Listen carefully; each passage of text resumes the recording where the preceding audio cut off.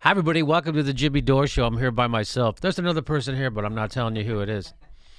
Guess what? I was reading the HuffPo. It hurts to read it these days, but I saw this article. It said Pentagon reportedly failed to disclose up to thousands of airstrikes. The Pentagon failed to disclose. Isn't that funny? We're bombing other countries, and it's a secret, even to our own people. Isn't that funny? That's funny. And it says the Pentagon has failed to disclose up to thousands of airstrikes the U.S. military carried out over several years in Iraq, Syria, and Afghanistan. Thousands of airstrikes. What the? At thousands, not 10, not 20, not 100, not 1,000. Thousands of airstrikes. What? In Syria, Iraq, and Afghanistan. I wonder why those people want to come here. Why are there refugees that Trump is banning? Oh, that's right. Because as a country, we've been bombing them nonstop for the last 15, 16 years. Nonstop bombing them. Okay. Last year, the United States carried out at least 456 airstrikes in Afghanistan that were not documented.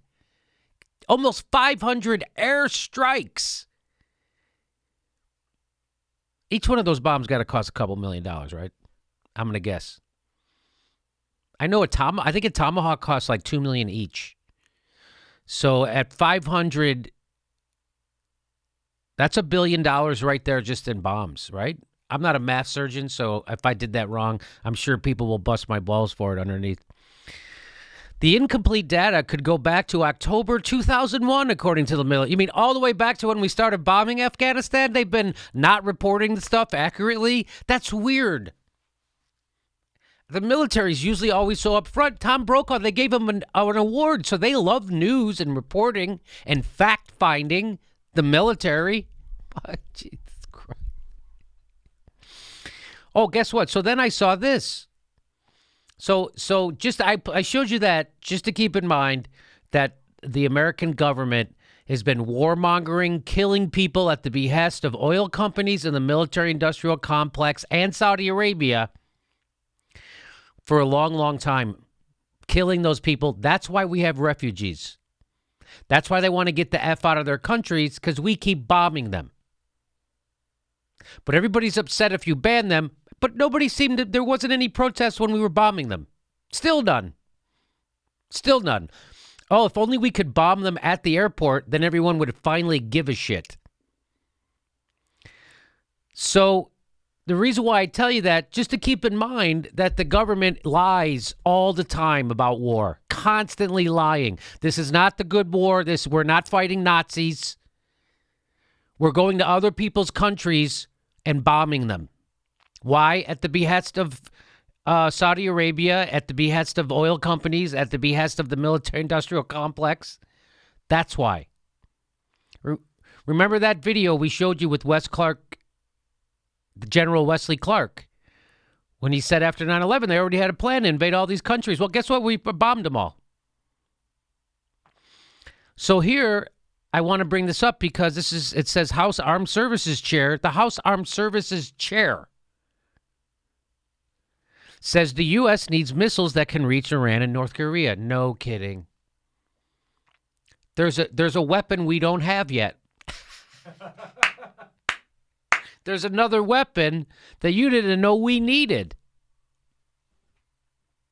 We need, I guess having nuclear submarines with the power to blow up the whole world isn't enough. You need another missile. So Representative Mark Thornberry of Texas told reporters that the U.S. should expand its ballistic arsenal to include long-range missiles that could reach Iran and North Korea.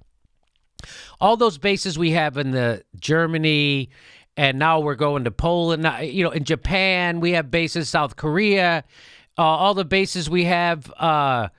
Saudi Arabia. I guess none of those bases are good enough. We need more military. If you look at what's happening around the world, I would mention Iran and North Korea. The importance of missiles defense is increasing. Again, we always need to spend even more money. So I'm sure he's not lying, even though I just showed you the story. So again, he's not saying we need to spend more money on schools or healthcare or roads, bridges, libraries, firemen, solar. No, we got to develop a new bomb to kill people. The worst way to spend money, the worst way to create jobs is defense spending, by the way. Actors around the world are building missiles that are harder to stop, he added. So let's spend more money on other missiles from countries that are never going to invade us. Ever. Ever. North Korea, never going to invade us. Iran, never going to invade us. What did we do? We invaded Iraq right next door. We killed everybody. And we've been trying to knock off everybody in Syria, too. We just been doing it nonstop. Afghanistan, same thing. But we should be worried about them. Iran's going to attack us. So I'm going to look this up. I'm going to look up how much money he took from defense contractors and if there's a missile building factory in that chairman of the, what's his name? Mark Thornberry. See if Mark Thornberry has how many missiles they build in his district or how much money he's taken. On Friday, the White House announced new sanctions on Iran and put Iran on notice after running a ballistic test. So Iran ran a missile test. We put them on notice because they ran a missile test in their own country. We, by the way, have invaded the rest of the countries around them and are occupying them. But it's okay. Libya, Iraq, Afghanistan, Syria. Don't worry about any of that. You better watch that you're testing your own missile inside your own country. Iranian Foreign Minister Mohammad Javad Zarif took to Twitter to respond to allegations of aggression from former President Donald Trump. He said that Iran would never use its weapons for anything other than defense, adding, "Let us see if any of those who complain can make that same statement." No, they cannot. No, they cannot say that they'll only use their missiles for defense. Because we started a thing called preemption, the doctrine of preemptive war, meaning I'm going to bomb you because I think you want to bomb me later. You can't do that in your real life. You can't just be walking down the street and punch some guy, walk down, what'd you do that for? You looked like you were going to hit me later. But that's what we do. So he's giving a challenge to the United States. Can you say that you'll only use your weapons in defense? Because you've only used your weapons in offense for the last 15, 16 years.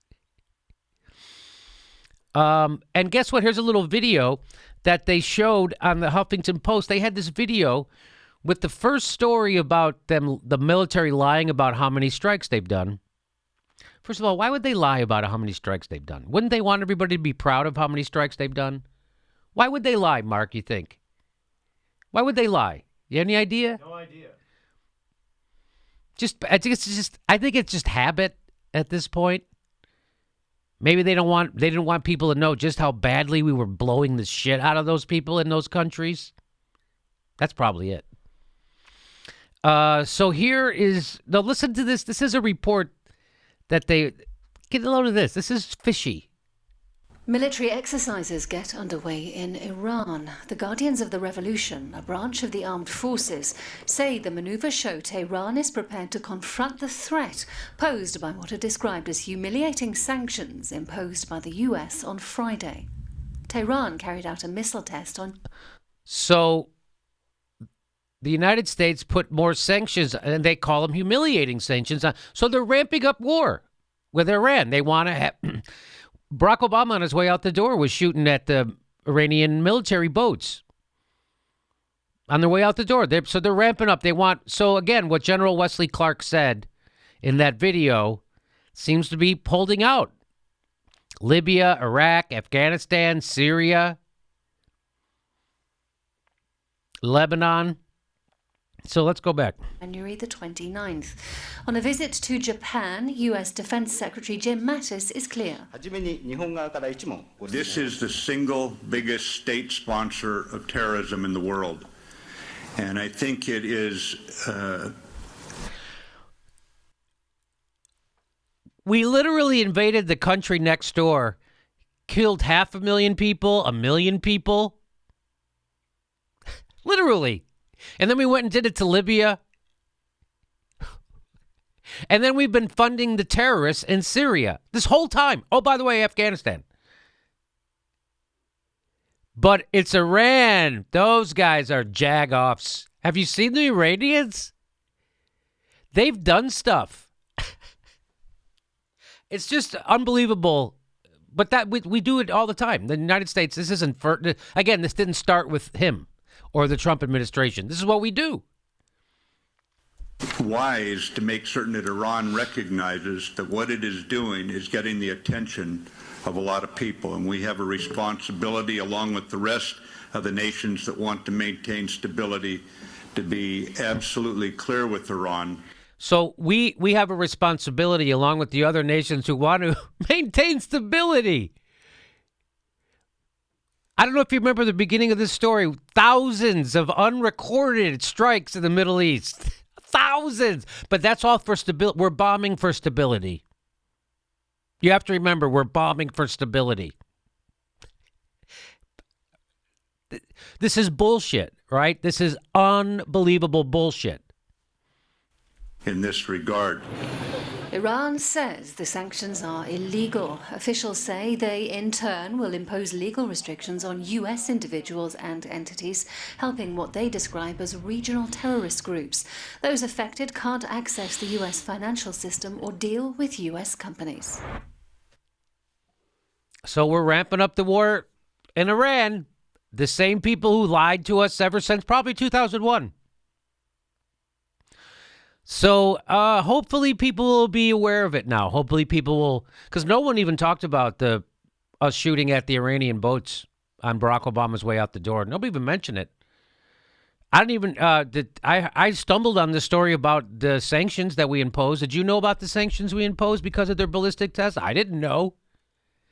Did you know there were thousands of airstrikes that the military hasn't reported? It's so far gone.